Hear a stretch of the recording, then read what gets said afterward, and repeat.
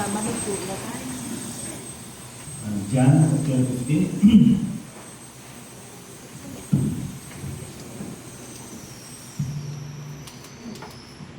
John chapter 15 verse 1 to 8. The vine and the branches. I am the true vine, and my Father is the gardener. He cuts off every branch in me that bears no fruit, while every branch that does not bear fruit, He prunes, so that it will be even more fruitful. You are already clean because of the word I have spoken to you. Remain in me, and I will remain in you. No branch can bear fruit by itself. It must remain in the vine. Neither can you bear fruit unless you remain in me. I am the vine, you are the branches. If a man remains in me and I in him, he will bear much fruit. Apart from me, you can do nothing. If anyone does not remain in me, he is like a branch that is thrown away and withers. Such branches are picked up, thrown into the fire, and burned. If you remain in me and my words remain in you, ask whatever you wish, and it will be given you. This is to my Father's glory, that you bear much fruit, showing yourselves to be my disciples. Siya ay ubobo na yako. Kita ito makumagitan ang mga sumalita. O ya mamitalani, afu, zoe ka nila babamu, makuman na matayarayo, ko, mapalabalo, opportunity, na privilege, to marami manimana sa moye, ko, ano naman pagdasal mo.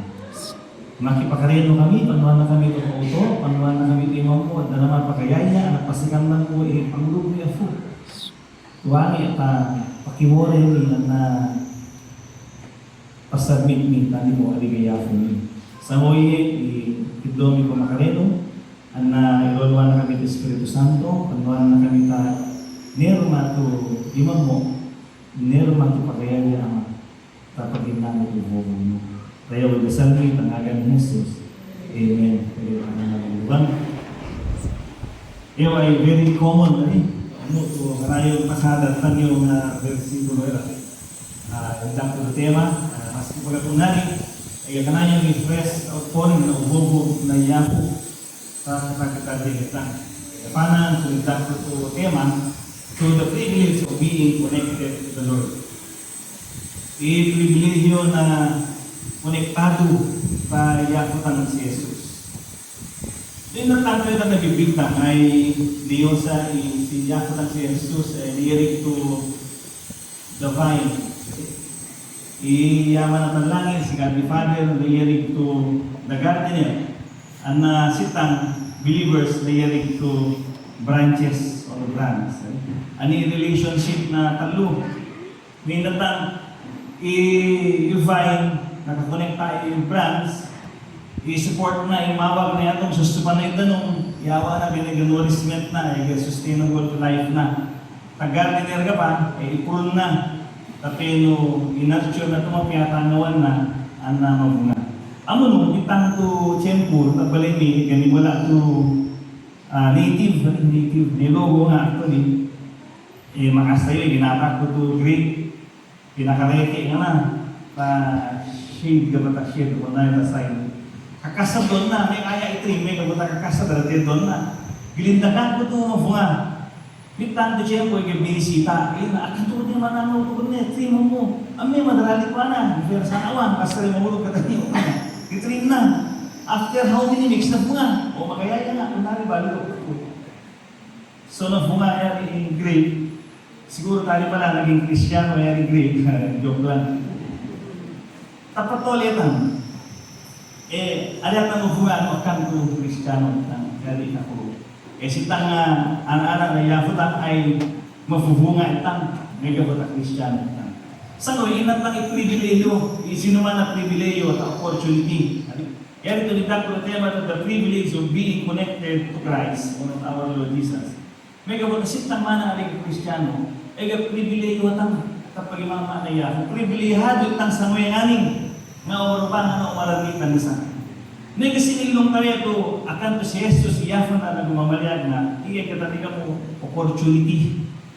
You have the opportunity to reach out God. May kapatay, sovereign power ng God, pwede na kagapa, bendisyonan, mas iyakan ko anak. Actually, in non-believers, yun itole, dua klase na tole sa mga mundo, yung mangurog, ang naalala na pag-ibig pangurog na kanya Jesus. Yun, alala na pag-mangurog, they have all the opportunity to enjoy the blessings of God. Opportunity to enjoy yung makatulog na gabi, opportunity to enjoy yung bilag, ipadtag, ganun, opportunity na nga ako. But privilege only comes to those. Pinagbalik na si Jesus to Yafo na anak lumawala. Yatong hindi rumatang, aliga Christian, aliga believer in Christ, sit kami pribilihado tumaramitan isa. Mafugang sa mga tagabi kitakano magdasal, kay Yafo ng kay Diyos.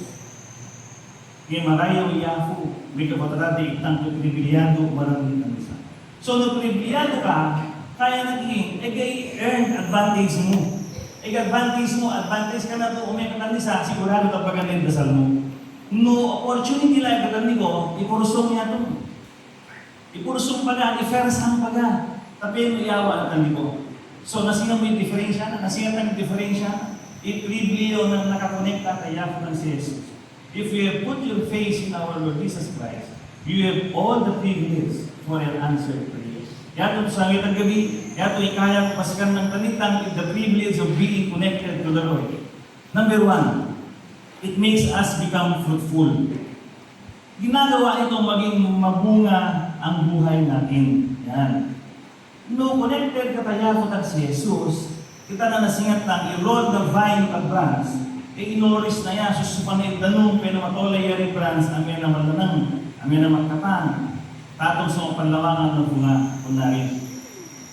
So, pagbalingan na itang to fruitful na life. And then, itati ito, kaya na tumalawang itang, yan spiritual fruitfulness. Kada believer, anticipate mo na, sigurado mo na, pwede in-spiritual ito pagbunga tatong.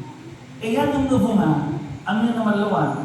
No, amin marinig, yan ito tolong kami.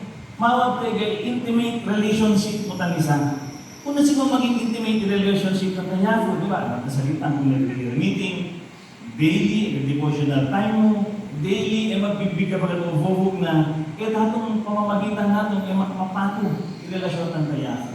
Then, you expect spiritual fruitfulness.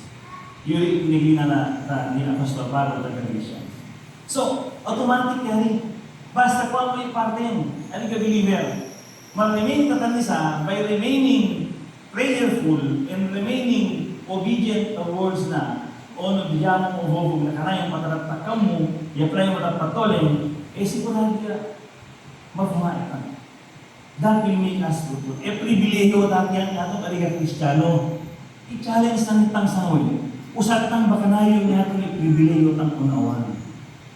Tanong kung nuri, pag dumaluma talaga yung bunga. Ito tanong ka na magdumaluma, ikaw na bunga na believers. May kabuta, sitang, kailangan ng itang iyosan ka na yung pribileyo unawan. So, pribileyo itang mawala tira. Sitanganin, pribileyo na tumabunga. Pribileyo ka no, kanayo ka magdepende ng isa. Yuri, alihan mo masyado magdepende at kakayahan mo na sariling, yuri magdepende at kakayahan na yafot at patuloy, usap tang ipribileyo ito natin. Tatamawa pamamagitan na ito natong, sigurado ito maranasan tang, matamasa tang, yari fruitfulness ito kanina. So yan ulo, the privilege of being connected to the Lord, number one, it makes us become fruitful. Number one, it makes us overcome being unproductive. On the positive side, you're all you're on the negative side. Magiging fruitful ka, pabalihan na pagkat ang productive. Harangan na bagay. Expected na yafu, gagabay believers to unproductive. Nagagana yan. Ngayon, tapinibili yung tiyawa na itataka konektado tanda nisa, kaya na ito overcome mo yan. Kaya na ito masurpas nangyari being unproductive ka life. So jatang. Sisigaw mo ito kaya patuloy. Nagay ka na fruitful, okay. Nawakay, ito na kung unproductive. Tigin na Lord, makonektado ka ng isa, pagbalikan na kaputuloy, ang yan ang pagbalikan ko ulit. So at least amutang gusto dyan na lifetime. So may kafana, ito dapat, i-enjoy tang, i-access tang, i-privilege itong aliga, anak. kini nalaguta, pagiging ma-overcome mo, masurpass mo unproductive life, kini apart from me, you can do nothing. Hangil mo kini na. No, diskolektado ka tanyakan. No, aray ka tanyakan. Awan ko yung makuha. Hindi pa natapatan. Akan to choice to pilihatang. Magiging connected tayo. Ma-remain talisa. Kaya ito na pribilehiyo, tumawag ito desisyon, tupatang kada momento, kada agaw ng pagtuwalita. Amen? Kung wala nila, i-enjoy lang pribilehiyo ng being connected with Christ. Tanong, ano konektado ito? Anikan ko na na gardener. Kulitan na yan ito. Tunayari na actually sa kakaroon. Yun idong lalo, kayo na rin na trip na rin na grapes dito ni mula. Yung sinarada pag yung nangyari grapes, yung sulamat na mas tumagpa. Reaksyon mga native, reaksyon na hybrid. Kayo na, lahat yun, dyan nagdong lalo, ito pa. Ito, bago na ng mga karasta. Hari kulitan na. Dapat sulit dana, yari patangan mo, nalalaman namin yung bunga dahil ng malaki ito dyan na pa. So, masayang tang masagakaroon ang outward appreciation tang taday Kristiyano, but the strength of the believer, kahit ako nagkafangan na. Amen? So, pribileyo tang kusatang tumapyan. Let us not dwell on the outward issues of life, but dwell on the inward strength, tumala ang may matutukonektari tang ta-diapo. So, makatang, no, maray yung katayafo, igitang yung makatang. Akamabay ito, no namurog katayafo, ito, sige mo, kaya nga, kaya ko lang tayo ito gano'n, ito, na-disconnect ka to, totally ito, awangan na ito sa salvation mo, malanak ka naman. Di ba, yung malanak, nabaya ka mo, natanong mo, ito tayo maseta, kung nari ka, kung wala kita, kung nasi life tang sa mga. Are we really enjoying the privilege of being fruitful by being connected with Christ? Do we really enjoy life? Enjoy it lang na mapatuloy to overcome unproductive believer's life? Kapatuloy lang.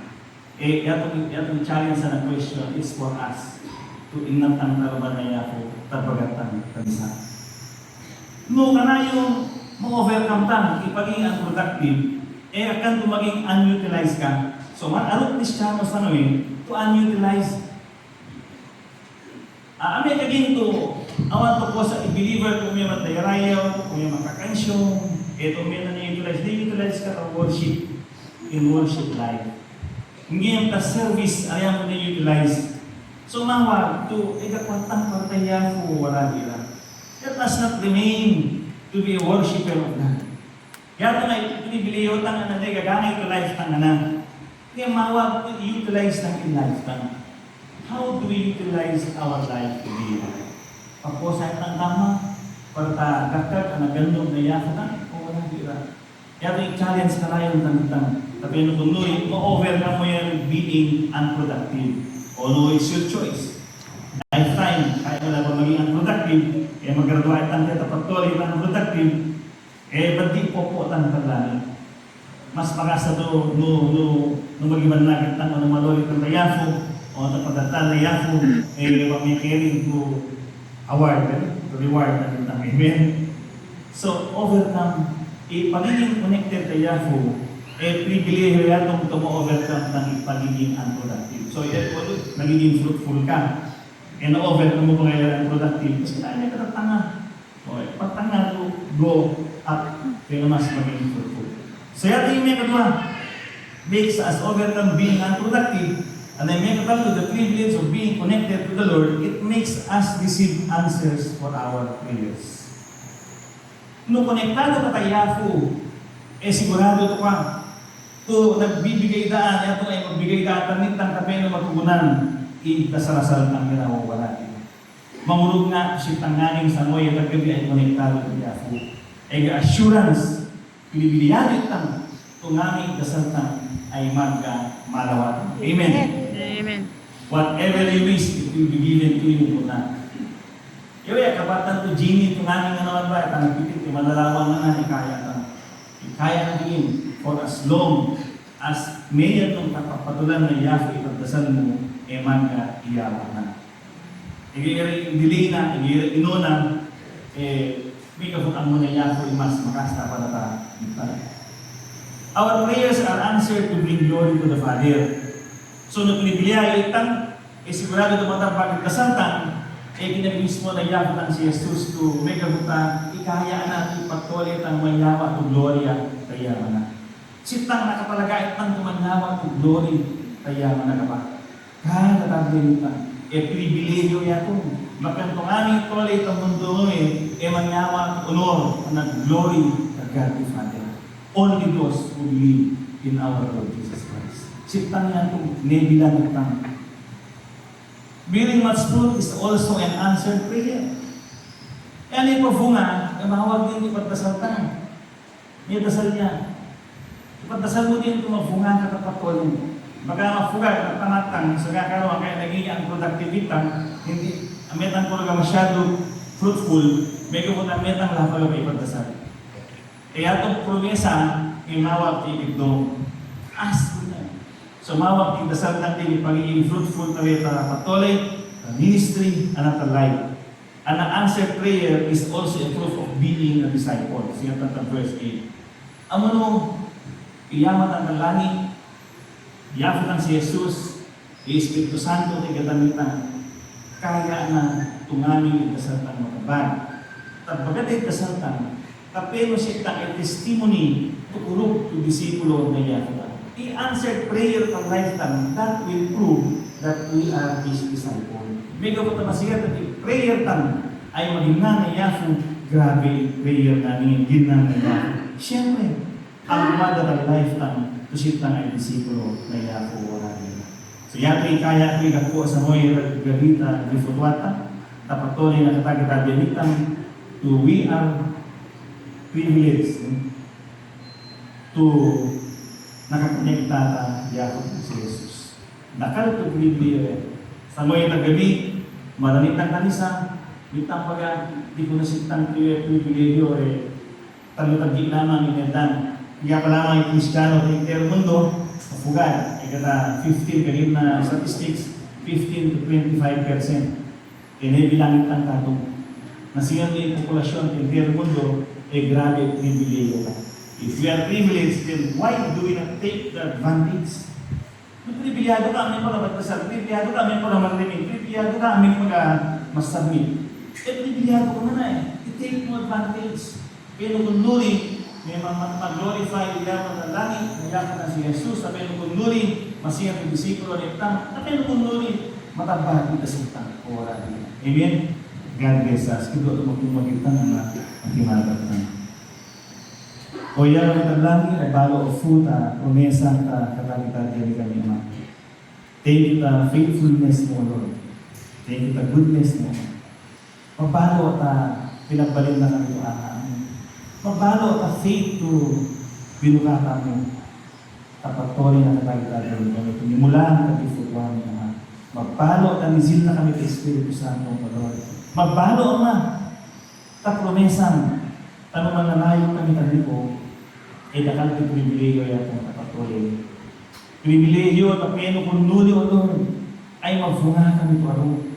Pribilegyo at apeno mo offer kami, patuloy ito, nasayang kami ang mundo man.